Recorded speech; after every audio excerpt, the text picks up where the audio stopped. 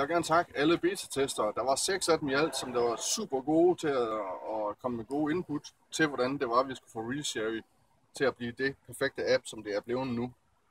Og nu skal jeg prøve, om jeg kan tænde den på den her Nexus 7. Det er en Nexus 7, det er en gammel model, og det er ikke den, I får. Det er kun den, vi må nøjes med. Som I kan se, så er der ReSherry på den her. Måden det her det bliver afgjort på, det er ved, at vi tager et æble. For eksempel en, der står Folmer Fredslund på her. Og så kaster vi den. Den, der når længst, det er den, der vinder. Og så har vi en hund, der henter den bagefter. Jeg giver først lige one den her. Og du får den der. Og så giver du mig en tilfældig æble bagefter. Så vender jeg min pæne lille hat om her. Og tager brillerne af. Der hernede i.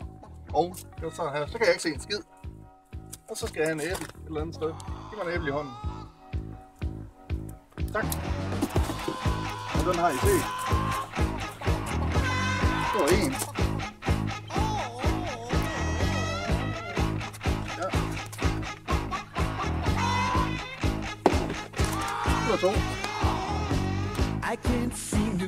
Det er sit til, hvis jeg rammer en. I'm tense and nervous and I can't relax. This Colonel Sanders job is getting me down. A crazy chicken chasing me all over town. Psycho chicken, what the f***? Better run, run, run, run, run, run, run away. Oh,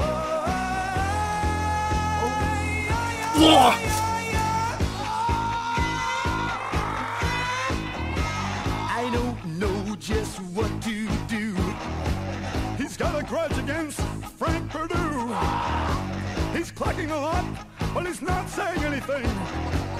I plucked him once, why pluck him again? Og det var Peter Længer Nielsen, og han gik lidt i stykker.